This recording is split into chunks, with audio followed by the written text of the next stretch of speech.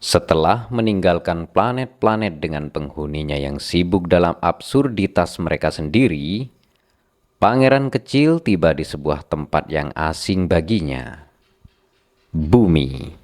Di tengah bentangan yang luas, hamparan gurun terbentang sejauh mata memandang. Sunyi dan sepi seperti hati yang lama tak bersentuhan dengan kasih sayang.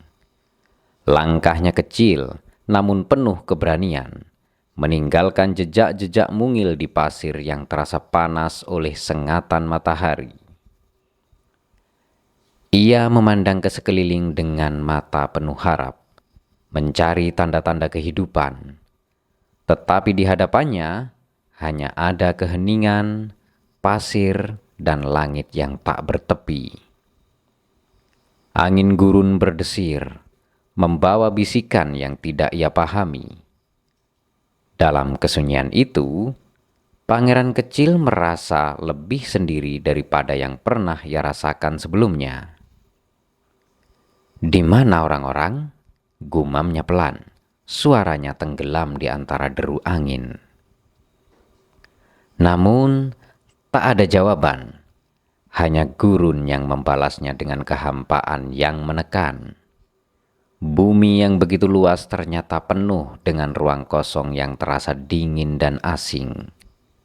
Bumi ini, tempat yang ia bayangkan penuh keajaiban dan jawaban, justru menyambutnya dengan kesunyian yang memekakkan. Saat itulah ia bertemu dengan sesuatu yang hidup. Seekor ular yang panjang dan ramping, berwarna seperti pasir, hampir tak terlihat di tengah lanskap yang menonton yang monoton itu. Ular itu memandangnya dengan mata yang tajam dan penuh misteri. "Selamat malam," sapa pangeran kecil dengan sopan. "Selamat malam," balas ular itu dengan suara yang berbisik, sehalus bayangan di bawah cahaya rembulan. "Di mana manusia?" tanya pangeran kecil. "Aku merasa begitu kesepian di sini." "Manusia?" desis ular itu. Senyum samar terbentuk di bibir tipisnya.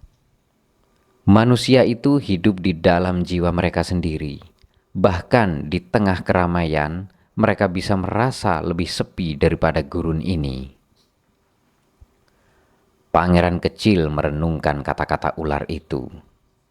Kesepian, pikirnya, bukan hanya tentang tempat atau keadaan.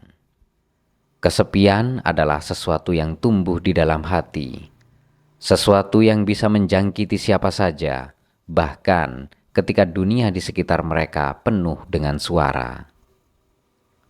"Kau tampaknya kecil dan lemah," kata pangeran kecil kepada ular itu. "Tetapi kau memiliki kekuatan."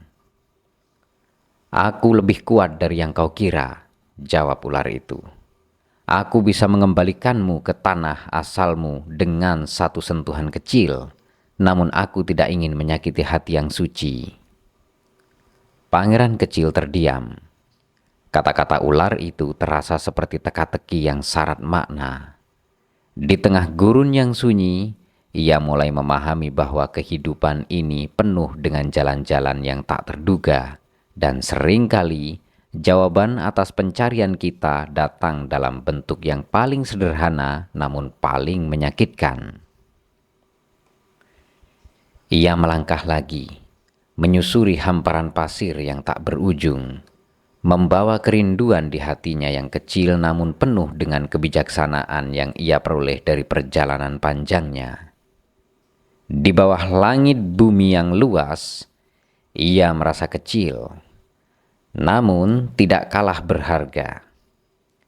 Kesepian menyelimutinya seperti mantel tipis, namun ia tahu bahwa cinta yang ia miliki untuk mawar dan semua yang ia tinggalkan adalah api kecil yang akan terus menyala di tengah kegelapan.